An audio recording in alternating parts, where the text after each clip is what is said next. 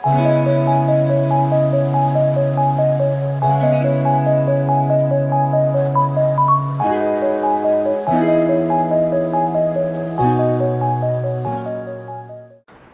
दोस्तों, एक बार फिर से स्वागत है आपके अपने इस यूट्यूब चैनल पे जिसका नाम है लर्न विद एडू फंडा। मैं हूं कौशल जायसवाल। और दोस्तों जी, आज हमारा टॉपिक है आरटी 2009 यानी बाहुबली एमसीक्यू सीरीज जो हम चला रहे हैं उसका सबसे इम्पॉर्टेंट टॉपिक है आज आरटी 2009 मतलब बाल शिक्षा अधिकार अधिनियम 2009। दोस्तों ये ऐसे टॉपिक है जो कोई भी टीचिंग एग्ज़ाम हो या फिर किसी संविधान से रिलेटेड कोई भी एग्ज़ाम होता है उसमें इसके क्वेश्चन आते ही आते हैं। और टीचिंग एग्ज़ाम में तो 4 क्वेश्चन इसका कंपलसरी है, केवीएस हो, एनवीएस हो, सीटेट, यूपी टेट, सीटेट, कोई भी हरियाणा टेट हो, इसके क्वेश्चन जरूर 2-4 आपको देखने को एग्जाम में मिल जाएंगे दोस्तों। तो आज मैं वही क्वेश्चन लेकर आया हूँ कि इसमें कुछ पीवाईक्यू यानी प्रीवियस ईयर क्वेश्चन है, कुछ मोस्ट एक्सपेक्टेड क्वेश्चन है। तो दोस्तों पूरे कॉन्सेप्ट के समझते हुए पढ़ेंगे और फुल एक्सप्लेनेशन साथ पढ़ेंगे। और दोस्तों ये ऐसे क्वेश्चन है कि इससे बाहर कुछ नहीं जाएगा। और आपकी डिमांड रही तो एक क्लास इसकी आरटी की और लेकर आऊँगा, लेकिन मुझे लगता नहीं है दोस्तों ज़रूरत पड़ेगी क्योंकि बड़ा बेसिक क्वेश्चन पूछता है आरटी 2009 से। और मैंने हाई लेवल से लेकर मॉडरेट क्वेश्चन भी हैं, इसमें कुछ इजी लेवल के भी क्वेश्चन हैं। दोस्तों चलिए बड़े ही आराम से पढ़ते हुए चलेंगे, समझते हुए चलेंगे और जल्दी जल्दी जुड़ जाए दोस्तों। और वीडियो को लाइक कर दीजिए, शेयर कर दीजिए, सब्सक्राइब कर दीजिए दोस्तों। चलिए स्टार्ट करते हैं आज की क्लास। हमारा पहला क्वेश्चन है आरटी 2009 की अधिसूचना कब जारी की गई। जी दोस्तों, बाल शिक्षा अधिकार अधिनियम की अधिसूचना कब जारी की गई। दोस्तों कभी जब भी कोई नया नियम कानून बनता है तो सबसे पहले वो संसद में भेजा जाता है, फिर उस पर मुहर लगता है, फिर जब तक राष्ट्रपति का साइन नहीं होता तब तक वो अधिनियम में परिवर्तित नहीं होता।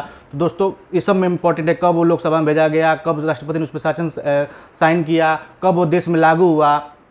दोस्तों ये सारी मुख्य बातें होती हैं। और आपको पता ही है कि आरटी 2009 सारे भारत के सभी राज्यों में लागू हुआ था, केवल एक राज्य को छोड़कर। उस समय जम्मू कश्मीर भारत का हिस्सा नहीं था और अब तो कश्मीर में भी ये नियम लागू हो चुके हैं दोस्तों। चलिए देखते हैं। पहला क्वेश्चन हमारा, आरटी 2009 की अधिसूचना कब जारी की गई। हमारा ऑप्शन है 26 अगस्त 2009, 27 अगस्त 2009, 1 अप्रैल 2010 या 1 जुलाई 2009।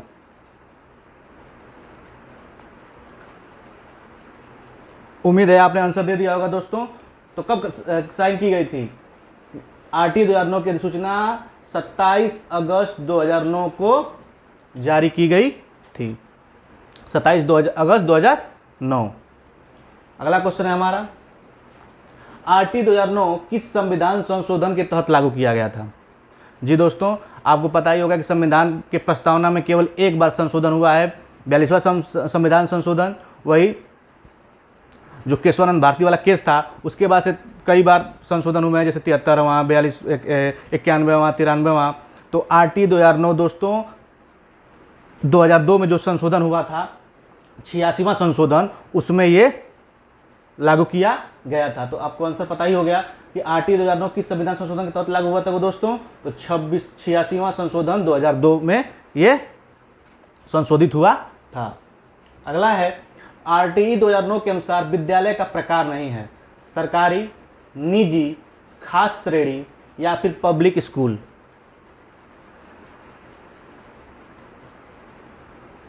उम्मीद है आपने आंसर दे दिया होगा दोस्तों। तो बाल शिक्षा अधिकार अधिनियम के अनुसार सरकारी भी इसके भाग होते हैं, निजी भी इसके प्रकार होते हैं, खास श्रेणी भी प्रकार होते हैं, केवल पब्लिक स्कूल जो होता है वो इसके प्रकार नहीं होते। और चूंकि हमसे पूछा था कि नहीं है तो हमारा आंसर क्या हो जाएगा दोस्तों, ये पब्लिक स्कूल।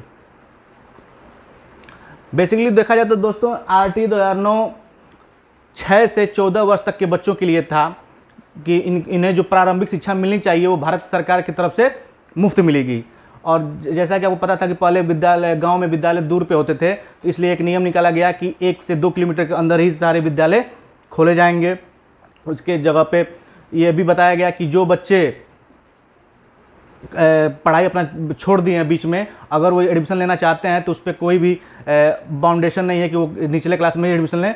अगर वो 8 के लायक बच्चा है, 8 के स्टैंडर्ड के लायक बच्चा है तो 8 में ही उसका एडमिशन किया जाएगा। दूसरी बात इसमें ये भी आरटी में बताया गया था कि किसी भी बच्चे को हम प्रताड़ित नहीं कर सकते, मानसिक रूप से भी और शारीरिक रूप से भी। किसी बच्चे को हम टीसी काटने से भी मना नहीं कर सकते। मतलब ट्रांसफ़र सर्टिफिकेट जो होता है, स्थानांतरण प्रमाण पत्र, अगर वो कोई बच्चा एक स्कूल छोड़कर दूसरे स्कूल में जाना चाहता है तो हम उससे कोई जवाबदेही नहीं मांगेंगे कि आप क्यों छोड़ रहे हो। हमारा किसी भी प्रधानाचार्य जो भी क्लर्क है उसका कर्तव्य बनता है कि टीसी मांगता है उसे दे दिया जाए। दोस्तों आरटी 2009 के अंतर्गत बहुत सारे योजनाएं भी निकलेंगी। सर्व शिक्षा अभियान हुआ, समझा हुआ, इत्यादि इत्यादि योजनाएं निकाली गई थी। आपने देखा भी होगा, विद्यालय में प्राइमरी स्कूल में गए होंगे तो आप देखे होंगे कि एक पेंसिल बना रहता है, उस पर एक तरफ एक बच्ची बैठी होती है, एक तरफ एक बच्चा बैठा होता है। इट मीन्स ये रिप्रेजेंट करता है कि जो शिक्षा है वो बराबर है, बच्चियों के लिए भी बराबर है और बालकों के लिए भी बराबर है। दोस्तों तो इसमें का क्या होगा आंसर दोस्तों? Public school. आगे चलते हैं। आरटी 2009 के कौन से अध्याय में निःशुल्क व अनिवार्य शिक्षा का अधिकार दिया गया है? एक बार फिर सुनिए, आरटी 2009 के कौन से अध्याय में निःशुल्क व अनिवार्य शिक्षा का अधिकार दिया गया है? अध्याय 1 में, अध्याय 2 में, अध्याय 3 में या अध्याय 4 में? तो हमारे ऑप्शन है दोस्तों अध्याय 1, अध्याय 2, अध्याय 3 या अध्याय 4। फिर सुनिए, आरटी 2009 के कौन से अध्याय में निःशुल्क व अनिवार्य शिक्षा का अधिकार दिया गया है? आपको पता ही होगा दोस्तों कि आरटी 2009 में कुल 7 अध्याय हैं और 38 धाराएं हैं। हमारा ऑप्शन क्या है दोस्तों? अध्याय 2। अध्याय 2 में आरटी 2009 के निःशुल्क व अनिवार्य शिक्षा का अधिकार दिया गया है।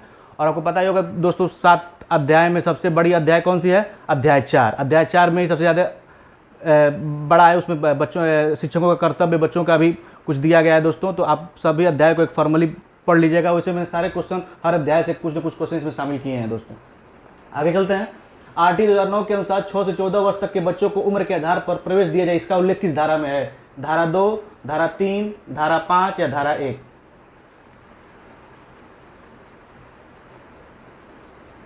उम्मीद है आपने आंसर दे दिया होगा। तो दोस्तों आरटी 2009 के अनुसार 6 से 14 वर्ष तक के बच्चों को उम्र के आधार पर प्रवेश दिया जाए, इसका उल्लेख किस धारा में है? धारा 3 में। जी हाँ दोस्तों, धारा 3 में बताया गया है कि 6 से 14 वर्ष तक के बच्चों को उम्र के आधार पर प्रवेश दिया जाए। अभी मैंने बताया कि यदि कोई बच्चा 8-10 वर्ष का है या 12 वर्ष का है, अगर वो कक्षा 7 में एडमिशन लेना चाहता है लेकिन वो उसके काबिल नहीं है, तो हमें कोई भी अध्यापक उसको कक्षा 7 में एडमिशन लेने से मना नहीं कर सकता। उसके उम्र के आधार पर ही उसको उस कक्षा में दाखिला मिल जाएगा। आगे चलते हैं। आरटी 2009 के अनुसार 13 वर्ष के बालक को किस कक्षा में प्रवेश दिया जाएगा? कक्षा 7 में, कक्षा नहीं मैंने किसी क्लास में भी नहीं, कक्षा 8 में या कक्षा 1 में? तो दोस्तों कक्षा 2009 के अनुसार 13 वर्ष के बालक किस कक्षा में प्रवेश दिया जाएगा? अभी जस्ट मैंने बताया दोस्तों। जी बिल्कुल सही कि आरटी 2009 के अनुसार 13 वर्ष के बालक को, चूँकि 6 से 14 वर्ष तक की यह योजना है, तो दोस्तों 13 और 14 किस क्लास में एडमिशन मिलना चाहिए उसको? कक्षा 8 में। उम्मीद है आप आंसर समझ गए होंगे। अगला है, आरटी 2009 के अनुसार 1 से 8 तक कक्षा वाले विद्यालय में अधिकतम कितने % अध्यापक के पद रिक्त हो सकते हैं? दोस्तों आरटी 2009 में यह भी बताया गया है कि यदि 200 बच्चे हों तो कितना अध्यापक होना चाहिए, एक अध्यापक के कर्तव्य क्या है, अध्यापक को कितने घंटे एक विद्यालय में पढ़ाना है, उसके हफ्ते में कितने घंटे होने चाहिए, महीने में कितने घंटे होने चाहिए, ये सारी बातें इस आरटी 2009 में बताई गई हैं। तो इसमें पूछा है कि आरटी 2009 के अनुसार 1 से 8 तक के कक्षा वाले विद्यालय में अधिकतम कितने % अध्यापक के पद रिक्त हो सकते हैं? 10%, 20%, 30% या 25%? उम्मीद है आपने आंसर दे दिया होगा दोस्तों। तो इसका आंसर होगा 10%। आरटी 2009 के अनुसार 1 से 8 तक कक्षा वाले विद्यालय में अधिकतम 10% अध्यापक के पद रिक्त हो सकते हैं, उसके बाद आपको भरना ही भरना है। आगे चलते हैं। आरटी 2009 के कुल अध्याय व धाराओं की संख्या है 9 व 37, 7 व 38, 7 व 36 और 7 व 36। अभी मैंने बताया दोस्तों आप लोगों को। चलिए दोस्तों देखते हैं। तो आरटी 2009 में कुल अध्याय व धाराओं की संख्या कितनी है? 7 व 38। मतलब 7 तो धाराएं हैं और 38 धाराएं हैं और 7 अध्याय हैं। आगे चलते हैं। भारत में प्राथमिक शिक्षा का अनिवार्य एवं निःशुल्क करने का विचार सबसे पहले किसने दिया था? मतलब भारत में शिक्षा अनिवार्य होगा और निःशुल्क होगा, ये बात पहले सबसे पहले किसने कही थी? महात्मा गांधी ने कही थी, जवाहरलाल नेहरू ने कही थी, स्वामी विवेकानंद ने कही थी, या फिर गोपाल कृष्ण गोखले ने कही थी? ये फैक्चुअल क्वेश्चन है दोस्तों, ये तो हूबहू ऐसे ही आ जाते हैं एग्जाम में। उम्मीद है आपने आंसर दे दिया होगा दोस्तों। तो यह बात गोपाल कृष्ण गोखले ने कही थी। और दोस्तों ये ऐसे क्वेश्चन है कि इसमें कोई भी मॉडिफाई नहीं कर सकते आप, ये फैक्चुअल है। जितनी भी धाराएं हैं संविधान के, जितने भी पार्ट होते हैं, सब फैक्चुअल हैं। आपको हूबहू याद करने पड़ेंगे और याद रहेगा तभी आप कर पाएंगे एग्जाम में दोस्तों। अगला क्वेश्चन दोस्तों, शिक्षा का अधिकार का संबंध किस आयु वर्ग के बच्चों से है? 0 से 5 वर्ष, 6 से 11 वर्ष, 6 से 14 वर्ष, 14 से 18 वर्ष। I am waiting your response दोस्तों, जल्दी जल्दी आंसर कीजिए। और दोस्तों बड़ा मेहनत लगता है इसको बनाने में, सेलेक्ट क्वेश्चन करने में। तो दोस्तों आप देखते हैं तो लाइक तो ज़रूर करें और शेयर और सब्सक्राइब भी करें दोस्तों। आपके लिए एक लाइक से मोटिवेशन मिलता है दोस्तों और बेहतर करने के लिए। उम्मीद है आपने आंसर दे दिया होगा दोस्तों। तो शिक्षा का अधिकार संबंध किस आयु वर्ग के बच्चों से है? तो 6 से 14 वर्ष के बच्चों को। जी दोस्तों, आरटीई 2009 में 6 से 14 वर्ष के बच्चों के लिए अनिवार्य और निःशुल्क शिक्षा का प्रावधान दिया गया है। और ये देखिए 14 से 18 वर्ष का भी प्रावधान है शिक्षा का अधिकार में, लेकिन उन बच्चों के लिए जो दिव्यांग हों, मतलब जो डिसेबिलिटी के शिकार हों, जैसे मतलब लीजिए विकलांग हों, दिव्यांग हों, उनके लिए 14 से 18 वर्ष तक के निःशुल्क शिक्षा का प्रावधान आरटीई 2009 में दिया गया है। अगला दोस्तों क्वेश्चन है, आरटीई 2009 निर्दिष्ट करता है कक्षा 1 से 5वीं तक यदि प्रवेश दिए गए विद्यार्थियों की संख्या 200 से अधिक है तो विद्यार्थी अध्यापक अनुपात होगा। जी दोस्तों जल्दी आंसर कीजिए इसका। क्या यह 30 होगा, 40 होगा, 45 होगा या फिर 45 होगा? 2 बार दोस्तों होंगे, 46 कर लीजिए यहाँ पे। जल्दी बताइए दोस्तों, जल्दी बताइए, जल्दी जल्दी जल्दी जल्दी। जी जी जी जी बिल्कुल जी। तो हमारे दोस्तों क्या होगा, आरटीई 2009 निर्दिष्ट करता है कि कक्षा 1 से 5वीं तक यदि प्रवेश दिए गए विद्यार्थियों की संख्या 200 से अधिक है तो विद्यार्थी अध्यापक अनुपात कितना होगा? 40 होगा। मतलब 200 विद्यार्थी रहेंगे और मतलब 40 और 200 का अनुपात रहेगा अकॉर्डिंग टू आरटीई 2009। आगे चलते हैं। शिक्षा का अधिकार अधिनियम में एक अध्यापक को निम्न में से किस दायित्व को पूरा करना होगा? पूछ रहा है दोस्तों साफ साफ शब्दों में कि शिक्षा अधिकार अधिनियम 2009 के अनुसार अध्यापक को किन किन दायित्वों को पूरा करना होगा, मतलब उनकी ड्यूटी क्या होगी? पहला है विद्यालय में नियमित रूप से समय पर उपस्थित होना, पाठ्यक्रम के संचालन को पूरा करना, संपूर्ण पाठ्यक्रम को निर्धारित समय पर पूरा करना होगा, या फिर उपयुक्त सभी। बहुत आसान क्वेश्चन, जल्दी जल्दी आंसर दीजिए दोस्तों। जी बिल्कुल सही। तो क्या होगा दोस्तों? विद्यालय में नियमित रूप से समय पर उपस्थित होना, बिल्कुल सही बात है। पाठ्यक्रम के संचालन को पूरा करना, यह भी सही बात है। संपूर्ण पाठ्यक्रम को निर्धारित समय पर पूरा करना होगा, यह भी सही है। तो हमारा आंसर क्या हो जाएगा दोस्तों? उपयुक्त सभी। दोस्तों आरटीई 2009 के अनुसार पहले अध्यापकों की ड्यूटी चुनाव जनगणना में, पल्स पोलियो में, आपदा वगैरह में भी लगा दी जाती थी, लेकिन जब से आरटीई 2009 आया है उसमें यह कहा गया कि केवल अध्यापकों को सारे कार्य करने होंगे, चुनाव में ड्यूटी, आपदा ड्यूटी, लेकिन पल्स पोलियो अभियान में उसकी कोई ड्यूटी नहीं लगाई जाएगी। अगला है, शिक्षा का अधिकार संबंधित नहीं है निःशक्त बच्चों से, 6 से 14 वर्ष के आयु के बच्चों से, 14 से 18 वर्ष के बच्चों से, या फिर बच्चों की नियमित उपस्थिति से। आंसर बताइए दोस्तों। बहुत आसान क्वेश्चन है, मैं अभी पिछले में स्लाइड में आया था क्वेश्चन इसी टाइप का।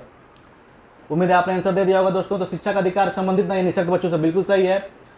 6 से 14 वर्ष के बच्चों से, ये भी सही है। 14 से 18 वर्ष के बच्चों से या फिर बच्चों की नियमित उपस्थिति से, ये सब सही है। लेकिन दोस्तों ये 14 से 18 वर्ष के बच्चों से संबंधित नहीं है। केवल विशेष प्रावधान दिया गया आरटीई 2009 में कि 14 से 18 वर्ष के बच्चों को, कौन बच्चे होंगे? जो विकलांग होंगे, दिव्यांग होंगे, उन बच्चों की निःशुल्क और अनिवार्य शिक्षा के लिए प्रावधान आरटीई 2009 में किया गया है। आगे चलते हैं। शिक्षा का अधिकार संविधान के किस मूल अधिकार में शामिल है? संस्कृति एवं शिक्षा संबंधी अधिकार, धार्मिक स्वतंत्रता का अधिकार, या समता का अधिकार। ये हमारे दोस्तों आपको पता ही होगा कि हमारे फंडामेंटल राइट्स में ही शामिल है ये। तो किस अधिकार में शामिल है ये? उम्मीद है आपने आंसर दे दिया होगा दोस्तों। तो क्या किसमें शामिल है? संस्कृति और शिक्षा का संबंधित अधिकार। यहाँ पे तो शिक्षा दिया दोस्तों, इसमें शामिल नहीं है ये। इसमें से बहुत सारे बच्चे हमारा ऑप्शन पहले में ही टिक करेंगे कि उन्हें लगेगा शिक्षा की बात कर रहा है तो शिक्षा और संस्कृति में ही शामिल होगा। जी नहीं दोस्तों, इससे कंफ्यूज नहीं होना एग्जाम में बिल्कुल भी। ये हमारे किस में शामिल है? स्वतंत्रता के अधिकार में। आरटीई 2009 के अनुसार शिक्षा का अधिकार किस में शामिल है? स्वतंत्रता का अधिकार। आगे चलते हैं। शिक्षा का अधिकार 2009 के अंतर्गत किसी भी अध्यापक को किस कार्य के लिए नहीं लगाया जा सकता? 10 वर्ष पश्चात होने वाली जनगणना, आपदा राहत कार्य, चुनाव संबंधी कार्य या पल्स पोलियो कार्यक्रम। अभी मैंने जस्ट बताया कुछ देर पहले। अगर आपने मेरा लेक्चर ध्यान सुना होगा तो आपको इस क्वेश्चन को बड़ा इजीली वे में कर जाएंगे। उम्मीद है आपने आंसर दे दिएगा दोस्तों। तो शिक्षा का अधिकार 2009 के अंतर्गत किसी भी अध्यापक को किस कार्य के लिए नहीं लगाया जा सकता है? 10 वर्ष पश्चात जनगणना में लगाया जा सकता है, बिल्कुल। आपदा कार्य में भी कोरोना में ड्यूटी लगी थी अध्यापकों की, आपको पता ही होगा। चुनाव संबंधी कार्य भी, चुनाव जो हुए हैं उसमें भी अध्यापकों की ड्यूटी लगी थी, लेकिन केवल पल्स पोलियो कार्यक्रम में हम नहीं लगाएंगे अध्यापकों की ड्यूटी। और चूंकि नहीं पूछा था तो हमारा आंसर क्या हो जाएगा? यही सही हो जाएगा। उम्मीद है आपको आंसर समझ में आ गया होगा। आगे चलते हैं। शिक्षा का अधिकार 2009 बालकों के लिए किस देश में लागू हुआ? शिक्षा का अधिकार 2009 बालकों के लिए देश में लागू हुआ, मतलब पूछना चाहता है कि 2009 जो आरटी आया था ये कब पूरे भारत में एक राज्य को छोड़कर, कश्मीर को छोड़कर कब लागू हुआ? अब 1 अप्रैल 2009, 1 अप्रैल 2010, 1 नवंबर 2009 या 1 नवंबर 2010? बताइए दोस्तों, जल्दी बताइए। उम्मीद है आपने आंसर दे दिया होगा दोस्तों। तो एकदम ये मोस्ट इंपॉर्टेंट है, ये पिछले 2 साल से क्वेश्चन पूछ रहा है। तो क्या होगा दोस्तों? 1 अप्रैल 2010 को पूरे भारत में एक राज्य को छोड़कर लागू हुआ था आरटी 2009। आगे चलते हैं। शिक्षा का अधिकार की प्रकृति है गैर संवैधानिक है, स्वैच्छिक है, संवैधानिक है, संरक्षण है? जल्दी आंसर दीजिए दोस्तों। उम्मीद है आपने आंसर दे दिया होगा। तो शिक्षा का अधिकार की प्रकृति, चूंकि फंडामेंटल राइट्स में तो दूसरी तरह समझ में जाना चाहिए, क्या है? संवैधानिक है ये। आगे चलते हैं। शिक्षा का अधिकार 2009 के अनुसार कक्षा 6 से 8 तक छात्र शिक्षक अनुपात क्या होना चाहिए? 40:1, 35:1, 30:1 या 45:1? बताइए जल्दी दोस्तों। दोनों अलग अलग क्वेश्चन है दोस्तों। शिक्षा और अध्यापक का अनुपात कितना होना चाहिए? जब 200 बच्चे होंगे तो कितना होगा? 40। यहाँ पे क्या पूछ रहा है? शिक्षा का अधिकार 2009 के अनुसार कक्षा 6 से 8 तक छात्र शिक्षक का अनुपात क्या होना चाहिए? बिल्कुल दोस्तों, कितना होना चाहिए? 40 और 1। ये सब इंपॉर्टेंट क्वेश्चन है दोस्तों, इसको मार्क कर लीजिएगा आप लोग। एसएमसी की कार्यकारिणी बैठक कितने समय पर होनी चाहिए? प्रति माह में 1 बार, 2 माह में 1 बार, 3 माह में 1 बार या प्रति अमावस्या?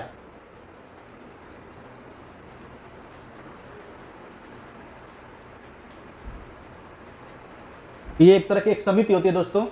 उसकी एक बैठक होती है जिसमें आरटी 2009 में अभिभावकों को भी उतना ही तवज्जो दिया गया दोस्तों कि अभिभावक, उनका कहना है कि अभिभावक और अध्यापकों में जब इंटरेक्शन होगा, उनमें बातचीत होगी, उनमें परस्पर संबंध रहेगा तो बच्चे का विकास द्रुतगामी होगा, तीव्र गति से होगा। इसके लिए एसएमसी गठन किया गया था दोस्तों। और ये प्रति अमावस्या के दिन होता है, मतलब अमावस्या दिन छुट्टी होती है स्कूल की, और उसी दिन ये कार्यकारिणी समिति बैठाई जाती है और अपना अनुभव शेयर किया जाता है दोस्तों। आगे चलते हैं। एसएमसी की साधारण सभा की बैठक कितने दिनों में होनी चाहिए? 1 माह में, 2 माह में, 3 माह में या 4 माह में? उम्मीद है आपने आंसर दे दिया होगा दोस्तों। तो एसएमसी की जो बैठक होती है ये साल में 4 बार होती है दोस्तों, यानी 3-3 महीने पर होती है। इसका आंसर क्या होगा दोस्तों? 3 माह पर। आगे चलते हैं। आरटी 2009 के अनुसार शिक्षण के लिए प्रति सप्ताह कार्य घंटों की न्यूनतम संख्या है 40, 45, 50 या इनमें से कोई नहीं।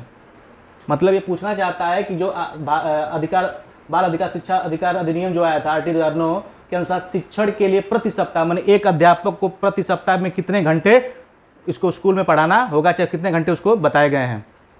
40 घंटे, 45 घंटे, 50 घंटे, यानी में से कोई नहीं। उम्मीद है आपने आंसर दे दिएगा दोस्तों। तो 45 घंटे कम से कम न्यूनतम पढ़ाना पड़ेगा अध्यापक को। तो दोस्तों 3 क्वेश्चन अलग अलग बात हो गए। जब 200 अध्यापक छात्र हों और तो अनुपात कितना होगा? 40। और उसके बाद से अध्यापक वाला जो पिछला क्वेश्चन आया था, ये वाला देखिए, ये शिक्षा का अधिकार 2009 के अनुसार कक्षा 6 से 8 तक छात्र अनुपात क्या होना चाहिए? तो 40 संबंध 1 होना चाहिए। और ये क्वेश्चन देखिए दोस्तों, ये क्वेश्चन अलग है कि आरटी 2009 के अनुसार शिक्षण के लिए प्रति माह सप्ताह कार्य घंटों की न्यूनतम संख्या कितनी होनी चाहिए? 45। आगे चलते हैं। आरटी 2009 के अनुसार शिक्षक की योग्यता एवं कर्तव्यों का लोग किस धारा में है? धारा 25, धारा 24, धारा 28 या धारा 26? जैसा कि मैंने बताया था कि आरटी 2009 में 38 धाराएं और 7 अध्याय है दोस्तों। सबसे बड़ी अध्याय कौन सा है?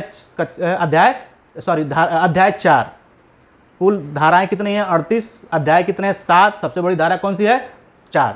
इसमें पूछ रहा है आरटी 2009 के अनुसार शिक्षक की योग्यता एवं कर्तव्य के लिए किस धारा में है बताया गया है? धारा 25, धारा 24, धारा 28 या धारा 26? उम्मीद है आपने आंसर दे दिया होगा दोस्तों। धारा 24 में आरटी 2009 के अनुसार शिक्षक की योग्यता एवं कर्तव्यों को बताया गया है। अगला चलते हैं। सॉरी दोस्तों, ये कट गया है, मैं पढ़ दे रहा हूं। आरटी 2009 के अनुसार किसी बालक का मानसिक व शारीरिक रूप से प्रताड़ित नहीं किया जाना चाहिए, किंतु अगर कोई अध्यापक करता है तो कौन सी कार्रवाई होगी। अर्थात ये कहना चाह रहा है कि आरटी 2009 में कोई भी अध्यापक किसी भी बच्चे को शारीरिक व मानसिक प्रताड़ना नहीं दी जानी चाहिए। अगर ये कोई अध्यापक करता है तो उसके प्रति कौन सी संवैधानिक चाहे कानूनी कार्रवाई हो सकती है, ये पूछ रहा है। तो दोस्तों, आचरण के विरुद्ध, अनुशासनात्मक, वित्तीय कार्रवाई या आरएसआर के अनुसार। उम्मीद है आपने आंसर दे दिया होगा दोस्तों। तो उसके खिलाफ अनुशासनात्मक कार्रवाई होगी और ये एकदम निषिद्ध है दोस्तों कि कोई भी अध्यापक किसी बच्चे को कोई भी प्रताड़ना नहीं दे सकता। आगे चलते हैं। आरटी में 25% फीस का पुनर्भरण राज्य सरकारें करेंगी, इसका उल्लेख किस धारा में है? 12(1), 12(2), 25(1) या 25(2)?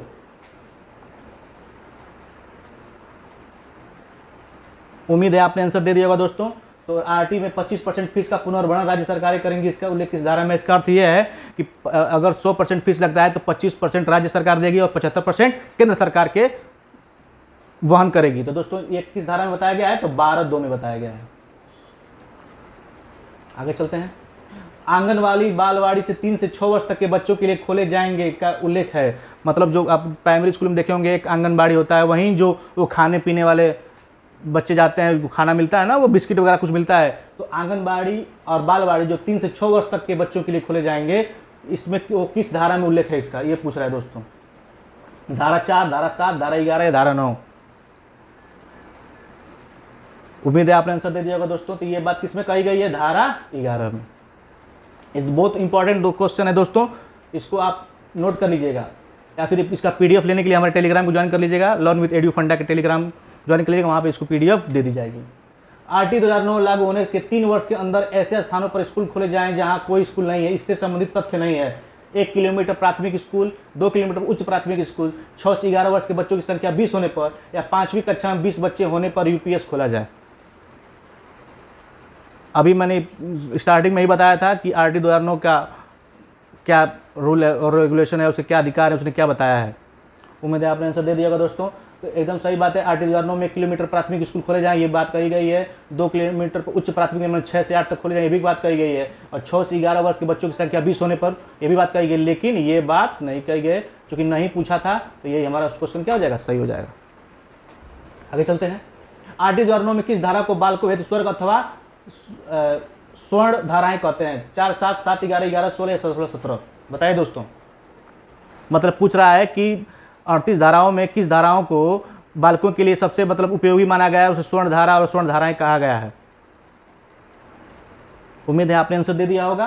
तो ये 16 और 17 धाराएं जो हैं, ये बालकों के लिए स्वर्ण अथवा स्वर्ग की धारा बोली गई है। मतलब इसमें ज़्यादा से ज़्यादा अध्याय 4 में है ये, और धारा 16 17 काफ़ी बच्चों के लिए हितकारी है। आरटी 2009 के तहत विकलांग बालकों हेतु आयु वर्ग सीमा कितनी वर्ष रखी गई है? कई बार बता चुका हूँ दोस्तों, इसमें टाइम वेस्ट करने की जरूरत नहीं है।